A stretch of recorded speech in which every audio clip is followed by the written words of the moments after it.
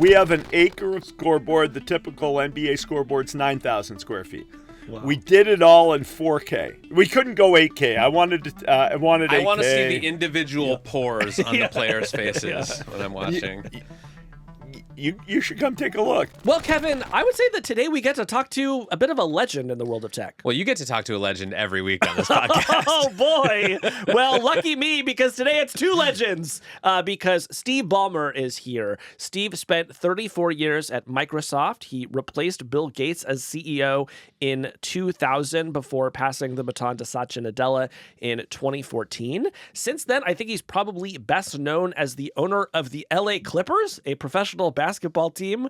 But we're talking to him today about something a little lower profile that he's been doing. He started a nonprofit called USAFacts, and the idea is that they are going to take government data and try to make it understandable to everyone and create a kind of fact-based foundation for public conversation and debate around issues. Yeah, and I will say, like, when I heard that Steve Ballmer was involved in this new sort of fact promotion venture, I was a little surprised because I've always known Steve Ballmer as a very passionate and outspoken person. There's this video of him giving a talk at a Microsoft conference years ago that's sort of become famous in tech circles. It's called the developers speech, because he's just sort of he's on stage and he's shouting. I think it's fair to say he's shouting. He's whipping the crowd into a frenzy. Yes, and he's pacing around the stage and he's shouting developers.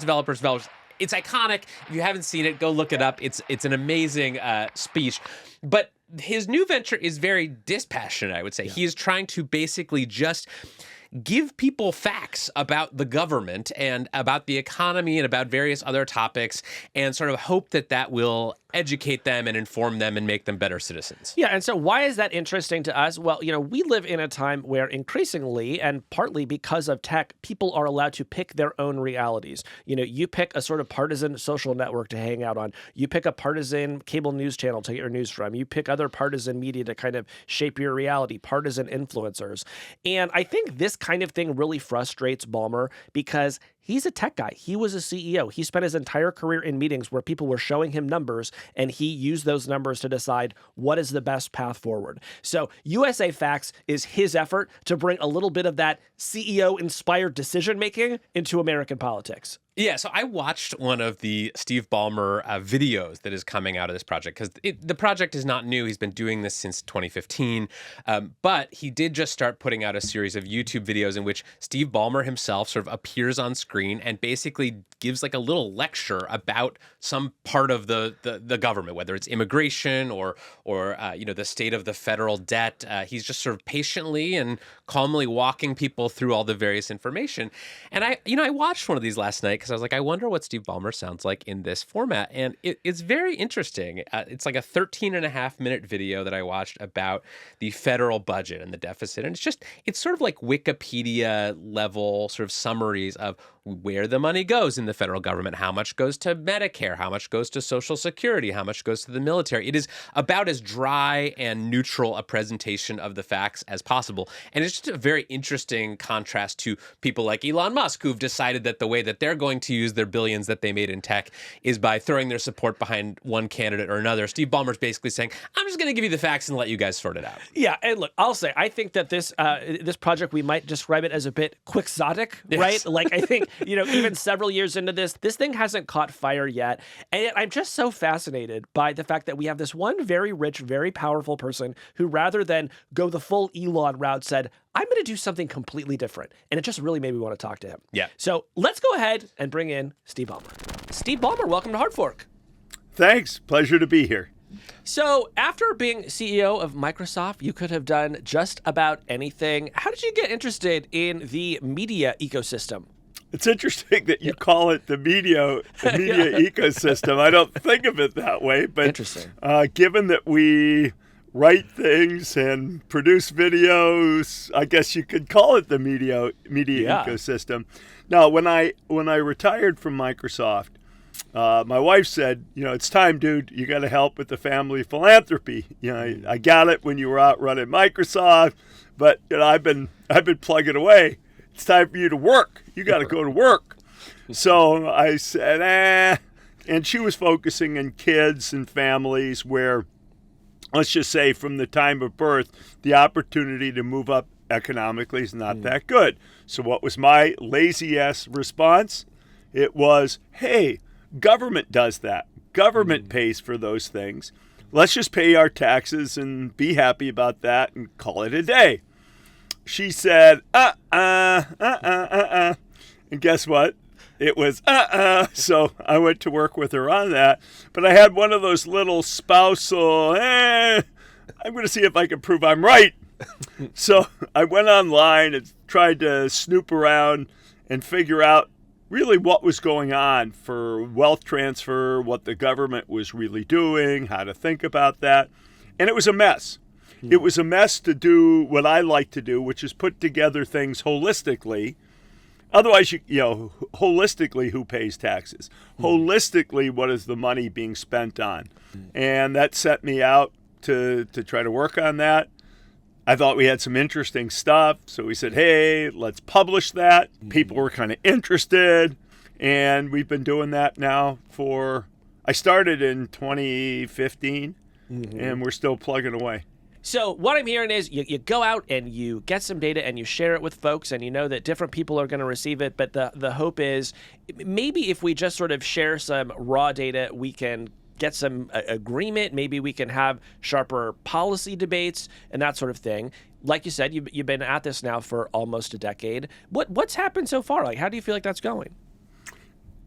I would say I am warmed by our progress, and I am daunted by the progress I want to make. Look, we have, kind of regularly, we're doing just over 1 million a month in terms of visits. It's not bad, but if you really want to educate people, we need to get to more people, and I want longer interactions.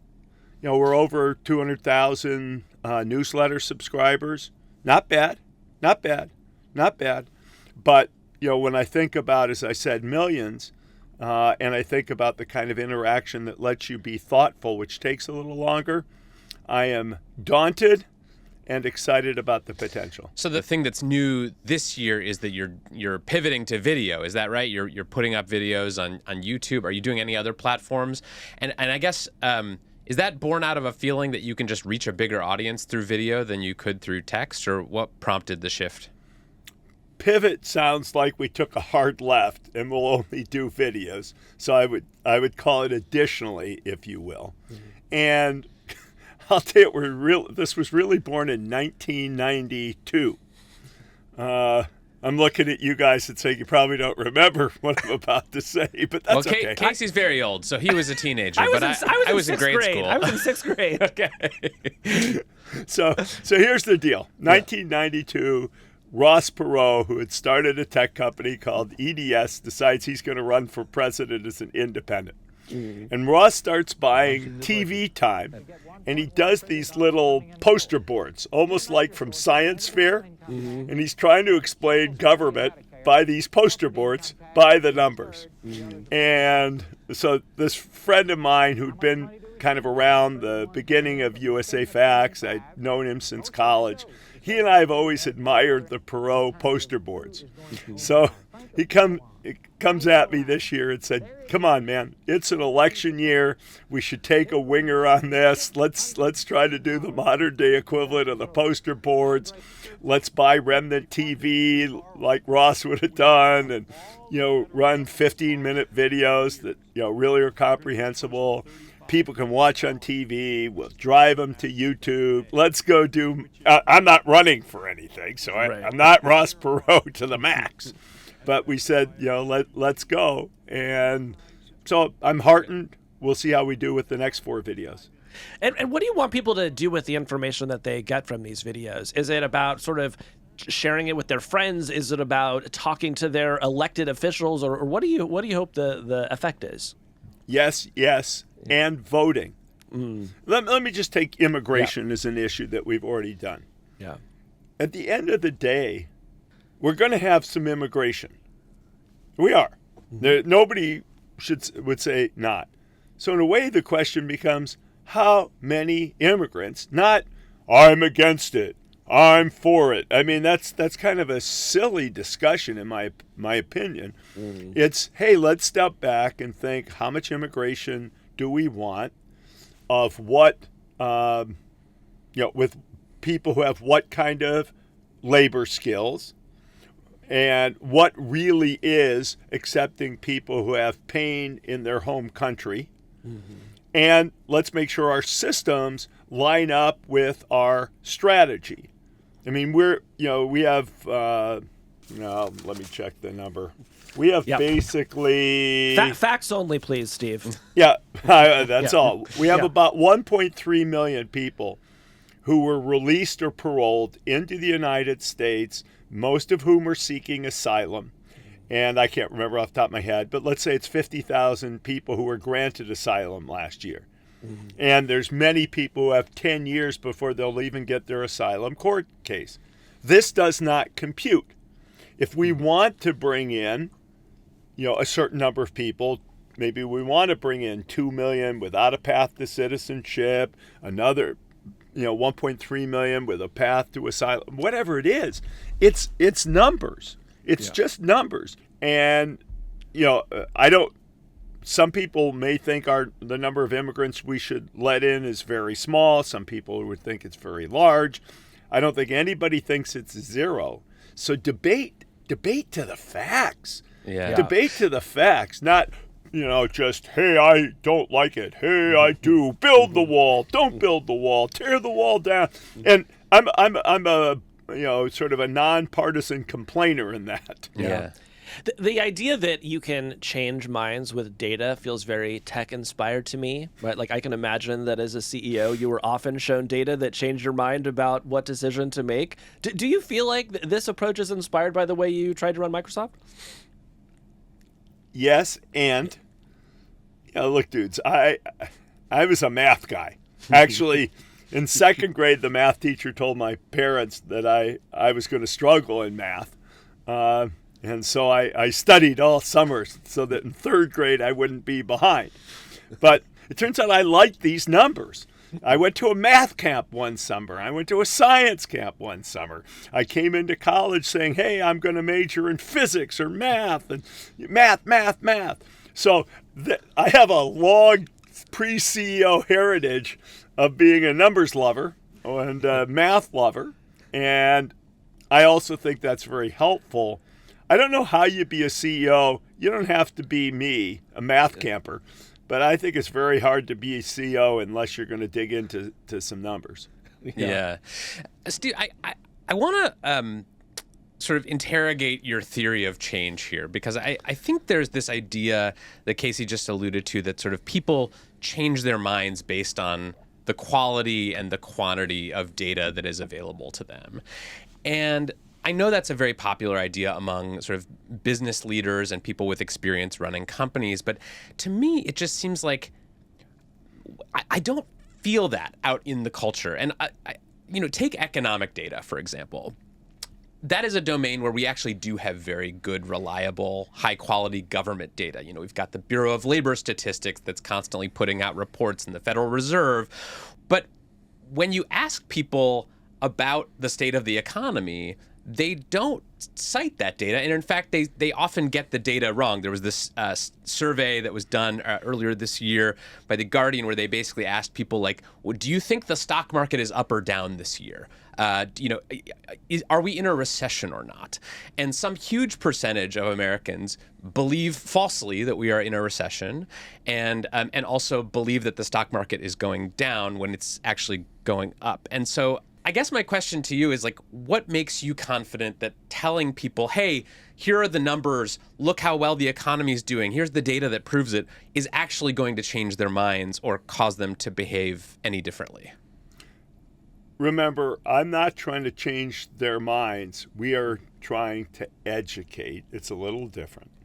Do I fundamentally disagree with what you're saying? In a way, no. People will extrapolate from their personal experience. I'm also maybe not as aspirational as you guys would have me be. Let's say we could get 5 to 10 million people. We know there's about, 150 million, 160 million people who vote. If we can get some people to ground that is bigger than a breadbasket but smaller than a refrigerator, as my mom used to say. If we can do that, I view that as successful. Sometimes journalists try to do these sort of like very like fact-heavy stories. It's like, hey, this is like, we think it's like really important, and maybe it's not about a subject that you're super interested in, but we just think that you should know that. And we often call that, making readers eat their vegetables. It strikes me your whole enterprise is about making people eat their vegetables. And my guess is you're not able to do a lot of clickbait, right? Like I went to your website, there are no headlines. It's like, this one government statistic will absolutely shock you. But you've sort of given yourself, I feel like, a tough challenge just by the nature of how sort of rigorously neutral you're trying to be about everything. Yeah, my wife she says, look, what do you think we should do? People are interested. And to which my response in this context has to be, now, could we do more? One of my dreams is eventually we'll figure out how to do a point counterpoint. We can get people from both sides. We'd kind of referee to anchor the thing in the numbers. So you get a little more pizzazz, a little bit more energy, but it's not our opinion. It's our holding people honest. But a little point counterpoint might give us, it might make us, what shall I say?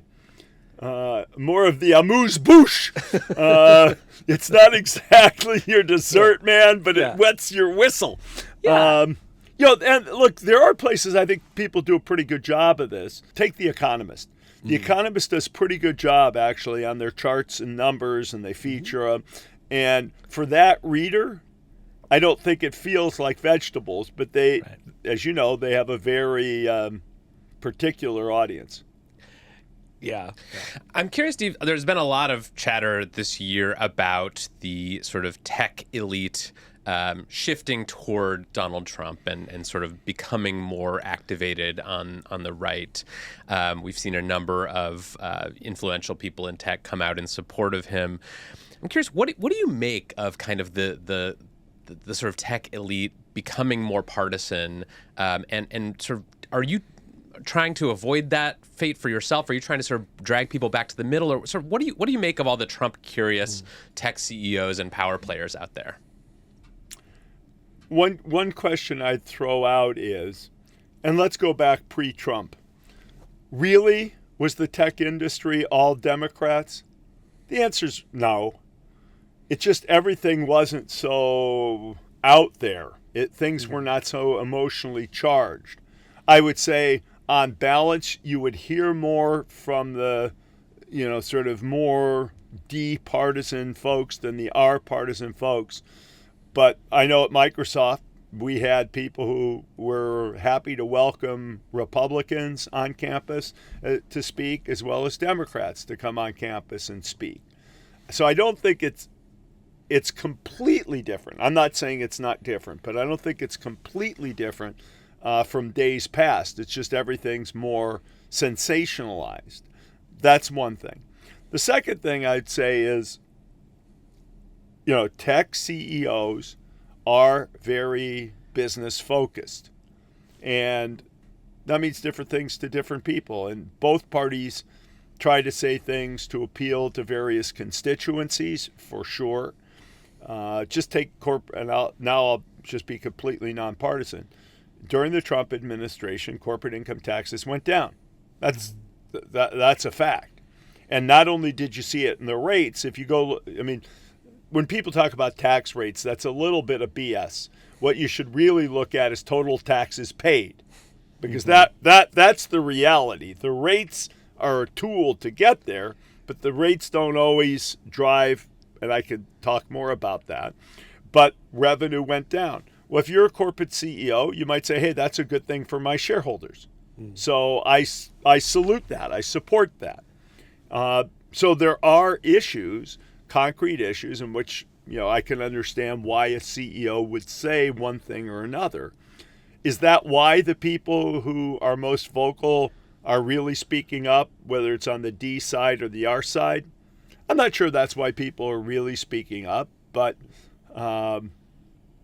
we generally, when I was at Microsoft, I avoided doing things that were political, but there were issues that were important to our employees.